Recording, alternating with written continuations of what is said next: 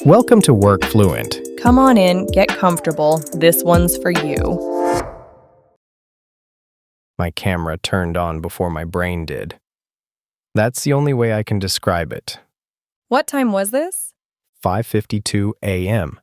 I know because I remember staring at the clock thinking, this can't be real, and then the call just started. Okay, tell me you at least said something normal. I said, "Can everyone see my screen?" Except I hadn't shared my screen. There was no screen. I just said a sentence that made no sense to 5 people who were fully awake in London. Oh no. And the worst part? Nobody laughed. It just went quiet. That specific quiet where everyone's deciding whether to help you or let you drown a little longer. Hi, I'm Sarah, and for the record, I was fully awake and enjoying every second of this. And I'm Ryan, defending a sentence my brain produced before it had fully logged on. I've been on the other side of that quiet, watching someone join a call, clearly still asleep, and thinking, do I say something or do I just wait for them to catch up? It's an uncomfortable position for everyone involved, honestly, not just the person who's foggy. Here's the thing, though. AI can write you the perfect meeting agenda the night before. It can summarize the whole call after it's over. What it can't do is join at 5:52 a.m. in your body with your foggy brain and make you sound like a person your team still trusts. That's the gap. The tools handle the paperwork around the meeting. Nobody's built anything that shows up for you, live half asleep, and just performs competence on command. So today, this is the one we're doing all the way through, the cross-timezone call. Joining at a brutal hour, catching up mid-sentence, recovering when you've clearly missed something, and walking away without your team quietly writing you off. And by the end of this episode, you'll walk away with 8 real lines you can use starting tomorrow, a full word tour of everything we cover so it actually sticks, and 1 piece of homework to practice today's topic. Not vague advice. Actual lines you can say out loud. Things you can use the next time your calendar shows a meeting at an hour your body has very strong opinions about. Let's get into it. Okay, so let's set the scene properly. You've got a call with people in a different time zone. For you, it's early. Maybe painfully early. For them, it's the middle of a normal workday. And that mismatch is the whole problem, right? You're not just tired.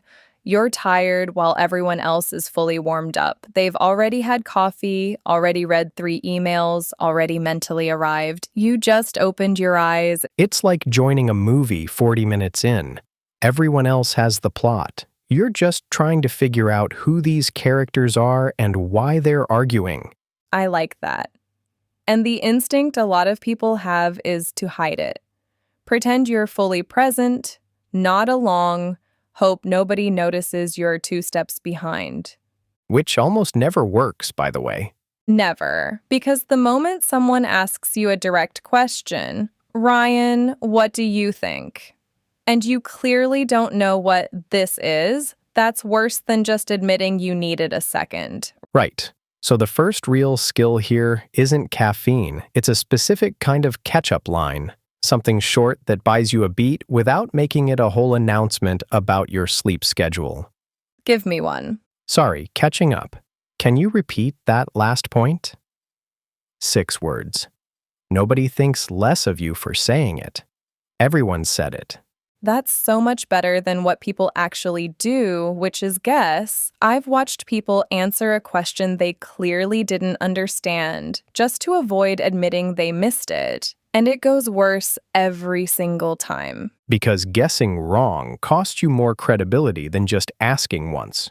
Exactly. A missed sentence is nothing.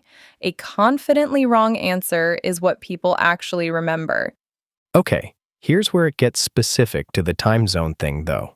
It's not just that you're tired, it's that your brain processes tone slower when it's foggy. Someone can say something slightly sharp, and your sleepy brain either misses the edge completely or overreacts to it because you don't have your normal filter up. That happened to me. Someone said, "Can we just move faster through this section?" And half asleep, me heard it as an attack. Fully awake me would have heard it as completely normal meeting language. So, what did you do? Nothing, thankfully. I just paused before responding, which is honestly the fix. When you're foggy, you can't trust your first read on tone. So build in half a second before you react to anything that feels off. That's such a good rule. Foggy brain, delayed judgment. Like a broadcast with a few seconds of lag built in on purpose, so you don't say something live that you'd take back on replay. I like that. A delay you add on purpose. Now let's talk about the moment everyone dreads. You get asked something directly, and you genuinely don't have the answer because you missed the setup. This is where people panic and either freeze completely or ramble to fill the silence, which is worse. What's the actual move? I want to make sure I answer this properly. Can you give me one more second? It's honest, it's calm, and it makes the pause look intentional instead of confused. One more second is doing a lot of work in that sentence. It is. It reframes the pause as care, not confusion. Compare that to just going silent for 4 seconds while everyone watches you think. Same 4 seconds. Completely different impression. It's like the difference between a chef pausing to plate a dish carefully versus just standing there because they forgot what they were cooking. Same pause, totally different red. Okay, but let's go further into it. What happens when you actually did miss something important? Not just a sentence, but a whole decision got made while you were mentally rebooting. This happened to me once. I came back into focus, and people were already agreeing on a deadline I had zero context for. What did you do? I said, "Can we quickly recap the decision so I'm tracking it correctly?" Which sounds like diligence, not absence. Nobody hears that and thinks he was asleep 2 minutes ago. They think he's being careful. That's the whole trick with this entire episode, honestly. Every one of these lines takes something that's actually a gap and turns it into something that reads as thoroughness. Right? Because the alternative is staying quiet and just hoping you'll piece it together from context, which usually means you agree to something you don't fully understand. And that's how you end up in a follow-up email a week later going, "Wait, did I agree to that?" Painfully specific examples, Sarah. I have historical data on this, Ryan. Okay, let's talk about tone one more time, because I think this is the part people underestimate. When you're groggy, your own voice sounds different to you than it does to everyone else. You might feel like you're being warm and normal, but you're actually flat because your energy hasn't caught up to your words yet. That's such a real problem. Your face isn't doing anything, your voice has no lift, and everyone on the call is reading that as disengaged, even if internally you're trying hard to focus. So what's the fix? Can't exactly fake energy at 5:52 a.m. You don't fake energy, you add intentional warmth in specific spots. One genuine, "Thanks for explaining that," or "Good point," lands as engagement even if your baseline energy is low the whole call. It's a small deposit that covers the flat parts. Exactly. You don't need to perform enthusiasm for 20 minutes straight. You need 2 or 3 real moments of warmth, placed on purpose, and people fill in the rest. Like turning on one lamp in a dim room instead of trying to light the whole thing. I like that. One lamp is enough to change how the whole room reads. Let's talk about the ending of these calls too, because I think people just kind of fade out at the end of an early call when actually the close matters more than usual here. Why more than usual? Because the whole call, people have been quietly wondering if you're actually present. The close is your last chance to prove you were. So what do you say? Something specific, not generic. Not, "Sounds good, talk soon." Something like, "I'll follow up on the 2 points I flagged by end of day." Specific commitment. It retroactively makes the whole call look like you were tracking everything. Even if for 3 minutes in the middle, you absolutely were not. Even then, nobody audits the middle if the ending is sharp. That's oddly comforting. It's true, though. People remember how you closed far more than they remember one groggy stretch in mine at 6. Okay, one more scenario, because I think this is the one people actually fear the most. You say something wrong. Not foggy, not vague. Actually incorrect because you misheard something through the fog. What's the move there? Because that feels like the real disaster scenario. It's simpler than people think. Sorry, I misspoke. Let me correct that. 6 words again. You say it once, cleanly, and you move on. The mistake becomes a 2-second blip instead of a whole thing. The instinct is to over-explain why you got it wrong, right? Sorry, I'm just really tired because of the time difference and... Don't do that. Nobody needs the excuse. The correction alone is enough. Over-explaining just draws a circle around the mistake and keeps everyone looking at it longer. Fix it once, keep moving. Don't narrate the fog. Exactly. 6 lines, 1 call, and none of it requires you to actually not be tired. It just requires you to sound like someone who's handling it. Can we talk about the technical side too, though? Because half the time, it's not even about tone or missing a sentence. It's your Wi-Fi dying at 5:52 a.m. because your whole house is asleep and the router's basically off duty. Oh, the connection dropping mid-sentence is its own special panic. You come back in and you genuinely don't know how much you missed. Was it 3 seconds or 30? What do you do there? Same instinct as before. Name it plainly instead of pretending it didn't happen. I think I dropped for a moment there. Can someone catch me up? Way better than nodding like you heard the whole thing when you clearly have that specific frozen screen face. The frozen screen face is so real. Everyone knows that face. You're not fooling anyone. Nobody is fooled by the frozen screen face, Ryan. Here's a related one, though. What if you're the one running the call at a brutal hour, not just attending? That's a different pressure entirely. Oh, that's harder actually, because you can't lean on someone else to carry the momentum. If you go quiet or foggy, the whole call stalls. So what's the move when you're hosting and your brain is the one that hasn't arrived yet?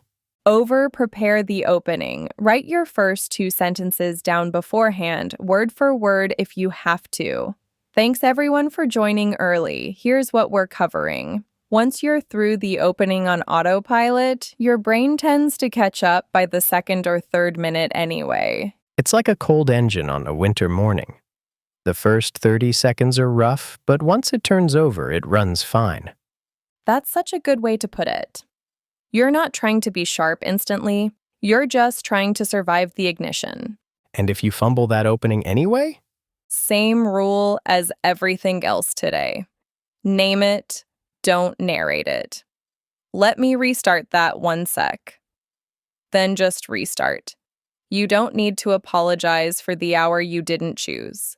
That last part feels important to say out loud. Actually, you didn't choose the hour. The meeting landed where it landed because of everyone's overlapping schedules, not because you're less committed than anyone else on that call. Which is worth remembering because the guilt spiral is real. People start thinking, I should just be a morning person, or I should be able to handle this better. And that guilt makes the fog worse, not better. It's genuinely just a scheduling problem, not a character problem. Nobody's naturally built to perform sharp analysis at 5:52 a.m. The people on the other end doing it comfortably are just at their normal hour, not built differently. So separate the 2 things. Fix the language and the delivery. That's what today's about. But don't turn a time zone inconvenience into evidence about your competence. Those are unrelated. Let's turn this toward you for a second. If you've ever had to join a call at a brutal hour because of time zones, what actually happened? Did you pull it off? Or was there a moment you'd genuinely love to take back? Sit with the specific detail for a second. Was it something you said or something you completely missed? And if you haven't hit this yet, it's coming. Remote teams are only getting more spread out across time zones, so this is less if and more when. Worth having an answer ready before you're actually staring at a 5:52 a.m. meeting notification. Here's one to sit with. Out of tonight's 8 lines, which one would have saved you the most looking back at your worst early call moment? Not the one that sounds the best out loud. The one that would have actually fixed what went wrong for you specifically. And a harder one.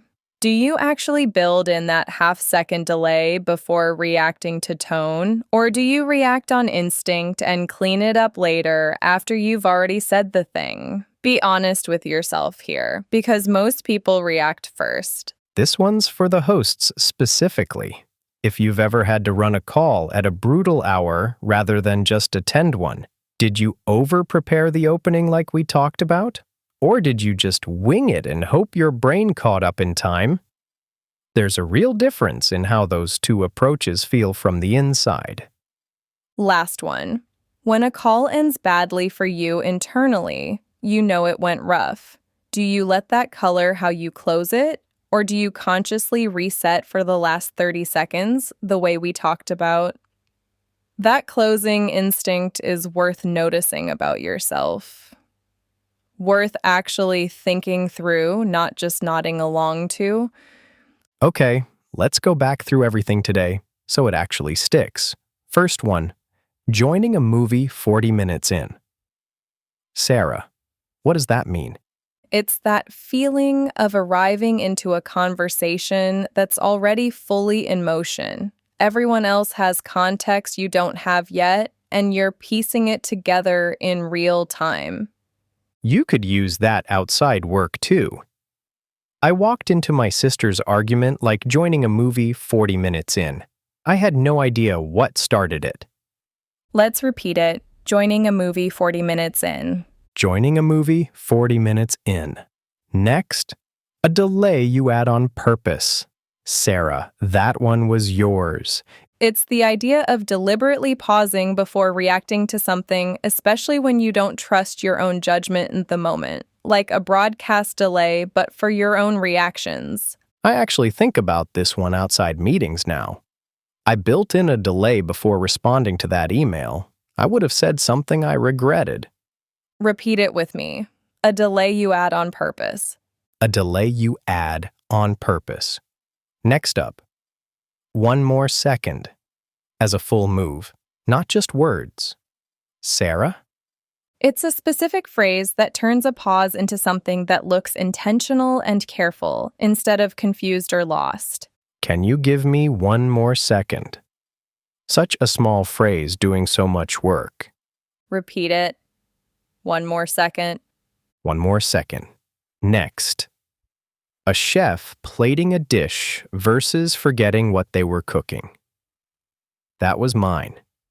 It's the idea that the exact same pause can read completely differently depending on whether it looks intentional or lost. Same silence. Different story. You could use it anywhere someone's judging your pause. I paused before answering, chef plating a dish, not forgetting the recipe. Let's repeat it. Chef plating a dish, not forgetting what they're cooking. Chef plating a dish, not forgetting what they're cooking. Next, one lamp in a dim room. Sarah, take this one. It's the idea that you don't need constant high energy. A few genuine, well-placed moments of warmth are enough to change how the whole interaction is read. I didn't have energy for the whole call, so I just lit one lamp. One genuine thank you. And it carried the rest. Repeat it. One lamp in a dim room. One lamp in a dim room. Last one. Don't narrate the fog. Sarah? It means when you make a mistake, correct it once and move on. Don't over-explain the reason behind the mistake, because that just keeps everyone's attention on it longer. I misspoke in the meeting, fixed it, and didn't narrate the fog. Nobody even remembers it now. Repeat it with me. Don't narrate the fog. Don't narrate the fog. Next, the frozen screen face. Sarah, everyone knows this one instantly. It's that specific blank, delayed expression people make when their connection drops and they're pretending they didn't miss anything. And it never actually fools anyone watching. He gave me the frozen screen face the second I asked a follow-up question. I knew he'd zoned out. Repeat it. The frozen screen face. The frozen screen face. Last one. A cold engine on a winter morning. Sarah, take us out on this one. It's the idea that the first moment of something rough is expected. You're not aiming to be sharp instantly, you're just surviving the ignition, and things smooth out once you're actually running. My first 2 minutes hosting that call were a cold engine on a winter morning, but I was fine once we got going. Repeat it with me. A cold engine on a winter morning. A cold engine on a winter morning. 8 phrases, 1 brutal early call, and you can use every single one of them tomorrow if your calendar's unkind to you. Your homework today, before your next early or late call, write down 1 line from today that fits how you personally struggle. Maybe it's the catch-up line, maybe it's the recovery line after a mistake. Have it ready before you need it, not while you're scrambling for it live. Because in the moment, foggy brain, you will not invent a good sentence from scratch. Prepared you has to hand it over in advance. And if you don't have a brutal hour call coming up this week, don't skip the homework. Write the line down anyway and save it somewhere you'll actually find it. The point is having it ready before your calendar decides you need it. Future you, half asleep at 5:52 a.m., staring blankly at a meeting invite, will genuinely thank you for it. That's it for today's episode. If this helped, subscribe so you don't miss the next one. New episodes every week. This is Sarah. And this is Ryan. And you've been listening to Work Fluent.